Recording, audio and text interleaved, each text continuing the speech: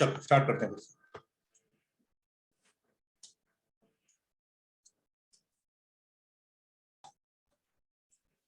तो हमें क्या करना होगा, अगर हम डायरेक्ट मेथड की बात करेंगे तो डायरेक्ट मेथड के अंदर हमें क्या होगा, हर पर्टिकुलर पॉइंट पे जाकर के हमें उसके लेवल लेने पड़ेंगे, रिड्यूस लेवल लेने पड़ेंगे सिंपल लेवलिंग टेक्निक से। जो लेवलिंग टेक्निक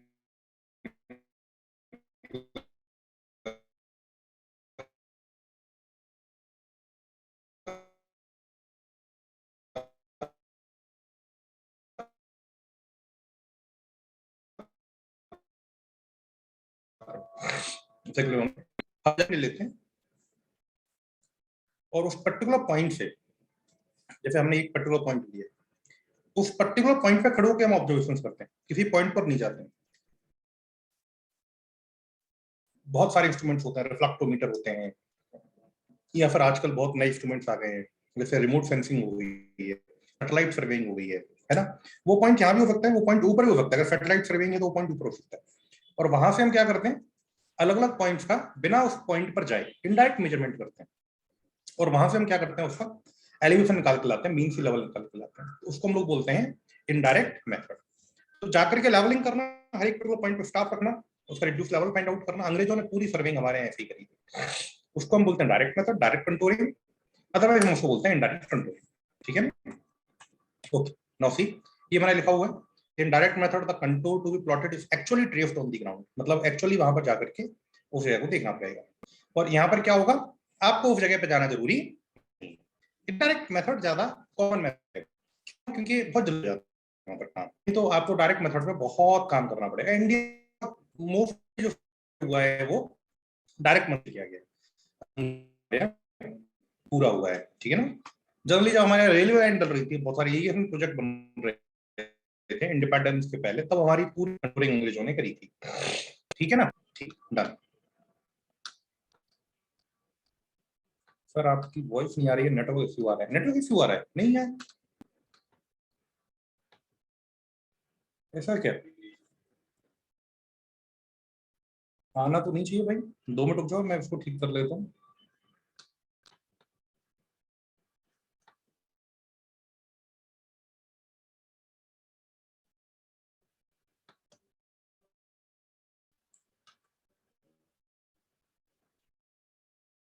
चलो अभी ठीक है, अभी ठीक है, अभी मेरी आवाज आ रही है सही?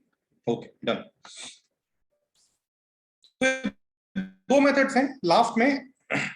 जनरल टोपोग्राफी मैप्स के लिए कंट्रोल इंटरवल निकालने का जो तरीका होता है, वो हम कैसे निकालते हैं, ये एक छोटा सा यहाँ पर हमने दिया हुआ, एक एफपीएस में है और एक एनकेएस में है ना। तो नंबर ऑफ सेंटीमीटर पर किलोमीटर, मतलब हमें किस स्केल पर अपना मैप ड्रॉ करना है। तो नंबर ऑफ सेंटीमीटर पर किलोमीटर मतलब 1 किलोमीटर जो ग्राउंड पर है, मैप पर उसके कितने सेंटीमीटर है। मेरी बात समझ में आ रही है ना। जैसे आपकी स्केल दी हुई है 1/100 फॉर एग्जाम्पल, तो इस 1/100 का मतलब क्या हुआ, 1 मीटर इक्वल्स टू 100 मीटर्स। और आई कैन से, और आई कैन से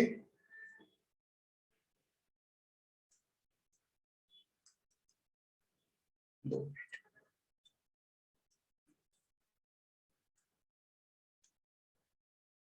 और I can say 1 metre equals to 100 metre, और I can say 1 metre equals to 100 metres. का मतलब क्या हुआ कि मैं इस 100 मीटर को किस तरीके से लिख सकता हूं, मैं 100 मीटर्स को 1 मीटर इक्वल्स टू, मुझे किलोमीटर में लिखना है, तो मीटर को किलोमीटर में कन्वर्ट करने के लिए मैंने 10 टू द पावर कितना किया, -3 किलोमीटर।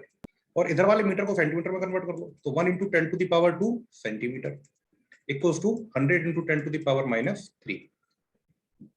मेरी बात समझ में आ रही है। तो ये 1 सेंटीमीटर इक्वल्स टू क्या हो जाएगा, यहाँ से आपने क्या कर दिया, 10 टू द पावर 2 से 10 to the power 2 cancel out हो गया, तो क्या मिला, 10 टू द पावर -3 किलोमीटर, मतलब 0.001 किलोमीटर 1 सेंटीमीटर। तो 0.001 किलोमीटर में 1 सेंटीमीटर, तो 1 किलोमीटर में कितना, दोनों साइड 10 टू द 3 कर दो, 1000 सेंटीमीटर इक्वल्स टू 1 किलोमीटर। तो 1 किलोमीटर में कितने नंबर ऑफ सेंटीमीटर आ गए, 1000। तो यहाँ पर क्या लिखना पड़ेगा 1000। तो इस पर्टिकुलर मैप के लिए 20 अपॉन क्या हो जाएगा 1000। ये आपका क्या निकल के आ जाएगा मीटर में, ये क्या निकल के आ जाएगा आपका कंटूर में निकल के आ जाएगा। मेरी बात समझ में आ रही है नहीं आ रही? इस तरह के बहुत नॉर्मल क्वेश्चन पूछे जाते हैं। सिमिलरली अगर आपको वो क्वेश्चन देता है कि फॉर एग्जांपल एक बात ये बताइए कि अगर आपका जो मैप है वो बनाया गया है 1 मीटर इक्वल्स टू 10,000 या 1000 किलोमीटर पर, है ना, या ज्यादा बड़ा हो जाएगा, ठीक है, क्या उसमें क्या दिक्कत है? तो कितना हो जाएगा 10⁻²⁵ सेंटीमीटर इक्वल्स टू क्या हो जाएगा 1000 किलोमीटर। तो पर किलोमीटर मतलब एक किलोमीटर में कितना, तो इस 1000 को नीचे लेके आ जाइए, 1000 को नीचे लेकर के आ जाएंगे तो क्या बचेगा, नीचे एक ए बचेगा तो 0.1 सेंटीमीटर हो जाएगा इक्वल्स टू 1 किलोमीटर। ये बात समझ में आ रही है? तो यहाँ पर क्या आ जाएगा, यहाँ पर 0.1 आ जाएगा, 1 किलोमीटर में 0.1 सेंटीमीटर। तो 1 किलोमीटर में कितने नंबर ऑफ सेंटीमीटर है, 1 किलोमीटर में कितने नंबर ऑफ सेंटीमीटर है, हमें ये केवल निकाल लेना और वो में रख देना। एफपीएस यूनिट में हम काम नहीं करते, तो ये हमारे काम का नहीं है। एफपीएस यूनिट में हम काम नहीं करते। अगर आप कोई ब्रिटिश राइटर की किताब पढ़ते हैं तो आपको वहां पर ये चीज मिलेगी। Getting my point? नो, तो it is all about contour. इसके अलावा कंटूर में कुछ नहीं पूछता। जो इंपॉर्टेंट चीज है कंटूर की, वो सबसे ज्यादा जो पूछा जाता है वो उसके कैरेक्टरिस्टिक्स हैं, तो वो आपको बहुत अच्छे से याद रखने। कैरेक्टरिस्टिक्स के बाद आपको ये पर्टिकुलरली कंटूर इंटरवल को डिसाइड करने का तरीका, ये फॉर्मूला कई बार पूछा गया है। एग्जांपल तो कभी नहीं पूछा, लेकिन अगर पूछेगा तो आप निकाल सकते हैं। ये फॉर्मूला पूछा गया, कैरेक्टरिस्टिक्स का फॉर्मूला, ये आप अगर ध्यान रखेंगे तो ठीक रहेगा कंटूर मैप के अंदर। ठीक है ना, डन।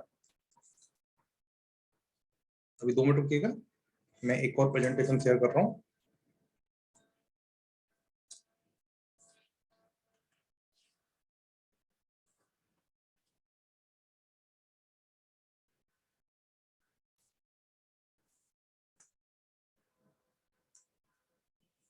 इसे मैं अभी शेयर भी कर दूंगा आपको इसी पर्टिकुलर अपनी क्लास के अंदर ही।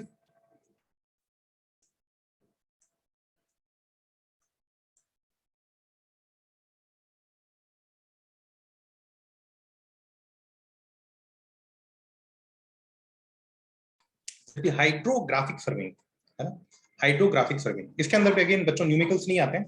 यदा कदा कभी कभार कुछ क्वेश्चंस पूछे जाते हैं आपके एग्जाम्स में, क्योंकि है इसलिए हमें पढ़ना पड़ रहा है, नहीं तो हम लोग जनरल गेट वेट के पेपर के लिए इसको नहीं पढ़ते। ठीक है ना, नाउ सी क्लियरली, गेट में ये इंपॉर्टेंट नहीं है। हाइड्रोग्राफिक सर्वेइंग का मतलब क्या होता है?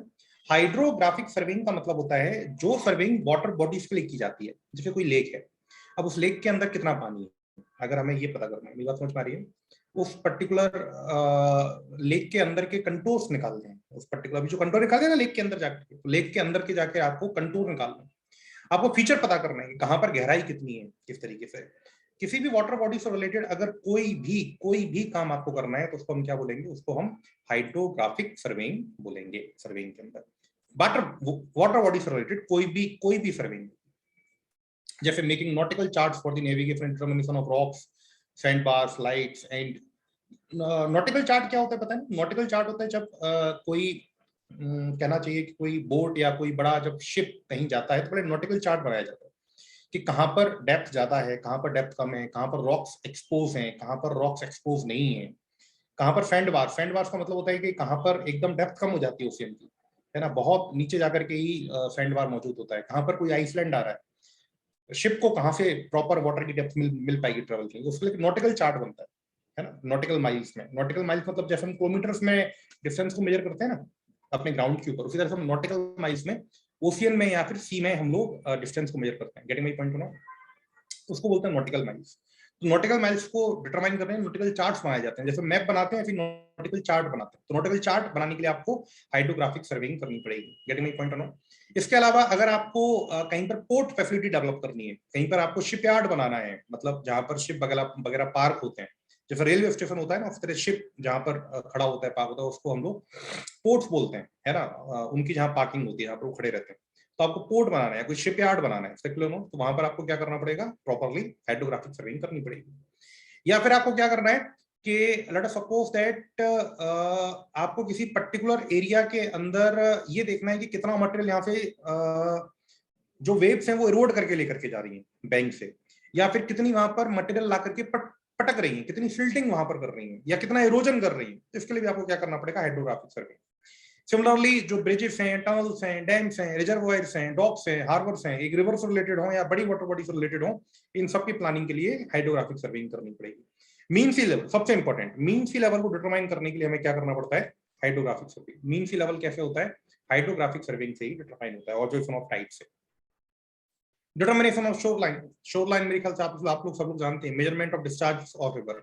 वाटर बॉडी से रिलेटेड जो भी चीजें हैं उन सबको डिटरमाइन करने के हम किसका यूज करते हैं? हम हाइड्रोग्राफिक सर्वेइंग का यूज करते हैं। ठीक है, अब हाइड्रोग्राफिक सर्वेइंग के अंदर एक पर्टिकुलर टेक्निक है जो बहुत इंपॉर्टेंट है और जो हमें बहुत ज्यादा डिटेल में पढ़नी है, द मोस्ट इंपॉर्टेंट टेक्निक। अगर क्वेश्चन आता है तो 95% चांसेस हैं कि क्वेश्चन यहीं से पूछा जाएगा। The most important thing that is the sounding. मैं आपको यहाँ ज्यादा डिटेल में लेकर के नहीं जाऊंगा, मैं आपको सिर्फ उतनी चीजें पढ़ाऊंगा जिनकी आने की संभावना है, क्योंकि हाइड्रोग्राफिक सर्वेइंग वैसे भी लेस इंपॉर्टेंट टॉपिक माना गया है सर्वेइंग के अंदर, क्योंकि हमारे करिकुलम में है इसलिए हमें पढ़ना है। मैं सिर्फ काम की चीजें ही आपको बताऊंगा, आप टेंशन मत लीजिए। ठीक है, ये साउंडिंग वाउंडिंग देख के डरिए मत, छोटी बातें। साउंडिंग, साउंडिंग का मतलब क्या होता है? कहीं पर पानी के अंदर कितनी डेप्थ, इसका मेजरमेंट करने के लिए साउंडिंग का यूज किया जाता है। जो टेक्निक होती है उसका जो नाम होता है उसको हम लोग क्या बोलते हैं? उसको हम लोग साउंडिंग टेक्निक बोलते हैं। इट्स क्लियर और नॉट? तो किसी भी पर्टिकुलर जगह, जैसे हमने लेवलिंग करी थी ना, हमने लेवलिंग करी थी, लेवलिंग में हम आरएल निकाल के लाते थे किसी पर्टिकुलर पॉइंट का, किसी भी दो पर्टिकुलर पॉइंट्स के बीच में हम लोग डिफरेंस निकाल करके लाते थे, उसको हम लेवलिंग बोलते थे ना। सिमिलरली अगर हमको वाटर सरफेस के नीचे काम करने, वाटर सरफेस के नीचे हमको अलग अलग पॉइंट का डेप्थ फाइंड आउट करना है, मेरी बात समझ रहे हैं ना? अलग अलग पॉइंट का डेप्थ फाइंड आउट करना है वाटर लेवल के नीचे, तो वाटर सरफेस के नीचे डेप्थ फाइंड आउट करने के तरीके को बच्चों क्या बोलते हैं? साउंडिंग बोलते हैं। गेटिंग माय पॉइंट और नॉट? अब साउंडिंग के अंदर हम किस तरीके से काम करेंगे, कैसे करेंगे, कौन कौन से उसके इक्विपमेंट्स होंगे, वो थोड़ी देर के बाद की बात है, वो हम लोग थोड़ी देर के बाद देखते हैं कि साउंडिंग हम किस तरीके से निकालेंगे, साउंडिंग करने का तरीका क्या होगा। साउंडिंग का मतलब सिर्फ इतना है, साउंडिंग का मतलब सिर्फ इतना है कि जो काम हम लैंड के ऊपर लेवलिंग में करते थे, अब वही काम हम वाटर सरफेस के नीचे जो हमारा एक्वेटिक सरफेस है, जो हमारा लैंड है, वहां पर एक्वेटिक लैंड है, वहां पर जाकर के हम ये काम करने वाले हैं। अब साउंडिंग्स के जो रीजन्स होते हैं वो बहुत सारे होते हैं, डेप्थ को डिटरमाइन करने के जो रीजन्स होते हैं बच्चों वो बहुत बहुत सारे होते हैं। अभी थोड़े पहले मैंने बताया आपको नॉटिकल चार्ट्स बनाना है कि कहां पर समुद्र के अंदर गहराई कितनी है, क्योंकि शिप को मूव करने के लिए एक पर्टिकुलर डेप्थ ऑफ वाटर की रिक्वायरमेंट होती है, तो आपको डेप्थ ऑफ रिक्वायरमेंट मेजर करनी पड़ेगी अलग अलग जगह पे, किस तरीके से हमको डेप्थ ऑफ वाटर कहाँ कितना मिल रहा है, सो दैट आप एक शिप का रूट तय कर पाए कि शिप को हमें कहाँ घुमा करके ले जाना है। अगर डेप्थ प्रॉपरली नहीं मिल पाएगी तो वहां पर क्या होगा, वो जो शिप होगा उसके जो गियर्स होंगे उसमें नीचे गियर्स लगे होते हैं, है ना, जिन गियर्स की वजह से, मतलब कार वाला गियर नहीं होता, पेडल्स टाइप होते हैं गियर्स, उन गियर्स की वजह से वो शिप आगे बढ़ पाता है। तो वो गियर्स वहां पर प्रॉपरली फंक्शन कर पाए एक प्रॉपर वाटर की डेप्थ के अंदर, तो हमें उस चीज के लिए एक नॉटिकल चार्ट बनाना पड़ेगा, नॉटिकल चार्ट के अंदर वो डेप्थ निकालनी पड़ेगी, तो उसके लिए हमें साउंडिंग करनी पड़ेगी। सिमिलरली कहां पर कितनी सिल्टिंग हो गई, कहां पर कितनी स्कोरिंग हो गई, कहां पर कितना इरोजन हो गया, स्कोरिंग मतलब इरोजन, है ना। हमने इरिगेशन के अंदर ये चीज पढ़ी होगी, लेफी की और कैनेडी की थ्योरी के अंदर स्कोरिंग जहां जहां लिखा आता है वो इरोजन का मतलब होता है। सिल्टिंग का मतलब सैटलिंग ऑफ द पार्टिकल्स होता है ना, उसको हम सिल्टिंग बोलते हैं, क्लियर हो ना। तो हमें इन दो चीजों को निकालने के लिए साउंडिंग करनी पड़ेगी कि कहाँ कितना वाटर का डेप्थ कम हो गया, पहले से कितना कम हो गया। गेटिंग माय पॉइंट और नॉट? या फिर आपको दूसरा कोई पर्टिकुलरली इन्वेस्टिगेशन करना है, लाइक आपको कोई ब्रिज बनाना है, ब्रिज बनाने के लिए आपको वहां पर फाउंडेशन डालना है, अब फाउंडेशन कितने नीचे जाके एक्सकेवेट करना पड़ेगा, उसके लिए आपको डेप्थ सॉरी वहां पर आपको डेप्थ निकालनी पड़ेगी वाटर की, कि वाटर की डेप्थ यहाँ पर कितनी है, कितने नीचे जाकर के हमको एक्सकेवेशन करना है, स्टार्ट करना है, कहां तक हमको एक्सकेवेशन करना है। मेरी बात समझ में आ रही है ना? तो उसके लिए आपको क्या करना पड़ेगा, फाउंडिंग एक्टिविटी करनी पड़ेगी। कहीं पर आपको पोर्ट डेवलप करना है या फिर कोई भी कंस्ट्रक्शन करना है, क्लियर और नॉट, कोई भी इंजीनियरिंग वर्क से रिलेटेड कंस्ट्रक्शन करना है पानी के अंदर, तो वहां पर आपको साउंडिंग करनी पड़ेगी, क्लियर और नॉट। नाउ सी, साउंडिंग करने के टोटल 5 तरीके होते हैं, टोटल 5 तरीके, साउंडिंग बोट, साउंडिंग रॉड्स और poles, lead lines, sounding machine और फाथोमीटर, क्लियर नॉट। 5 टोटल 5 तरीके होते हैं, second sounding boat, sounding rods और poles, lead lines, sounding machines और फाथोमीटर। इसमें जो सबसे इंपॉर्टेंट होता है ना बच्चों, ये फाथोमीटर होता है, द मोस्ट इंपॉर्टेंट वन।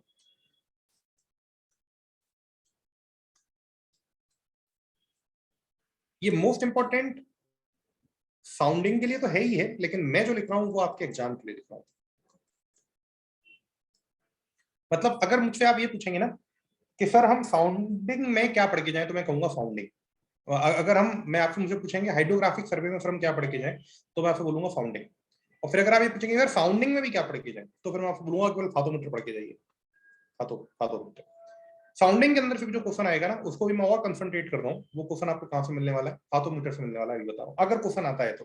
हालांकि the chances are very less कि आपको हाइड्रोग्राफिक सर्वेइंग का क्वेश्चन मिले, लेकिन अगर क्वेश्चन मिलता है तो वो क्वेश्चन आपको कहाँ से मिलेगा, वो क्वेश्चन आपको फाथोमीटर से ही मिलेगा। गेटिंग माय पॉइंट और नॉट? तो ये टोटल 5 तरीके हैं, ये पांचों के पांचों तरीके बहुत ही नॉर्मल हैं, बहुत ही आराम से इन तरीकों को हम समझ सकते हैं। साउंडिंग बोर्ड क्या होता है, देन साउंडिंग रॉड्स क्या होती है, देन लीड लाइंस क्या होती है, और देन 2 मिनट।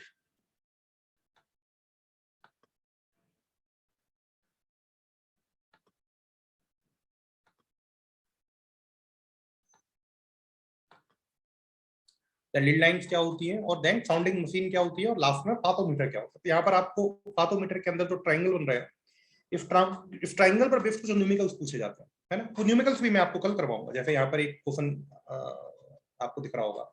ऐसी कुछ चीजें होती हैं जो जनरली कभी कभार पूछी जाती हैं, तो क्वेश्चन भी मैं आपको करवाऊंगा। लेकिन हम इन इक्विपमेंट्स को आज नहीं पढ़ेंगे, इन इक्विपमेंट्स को हम कल की क्लास में पढ़ेंगे। कल की क्लास में हम लोग इस पूरे को खत्म करके और एरियल फोटोग्राफी को खत्म करेंगे। आज मेरी मीटिंग है थोड़ा सा एक, तो आज मुझे वो अटेंड करनी है 9 बजे से, ठीक है ना। तो आज की क्लास में हम लोग यहीं पे खत्म करते हैं। मैं आपको 2 मिनट के अंदर आप लोग लाइन पर रहेंगे, मैं आपको दोनों प्रेजेंटेशन अपने सेंड कर रहा हूँ, 2 मिनट रुकेंगे बस, है ना, 2 मिनट।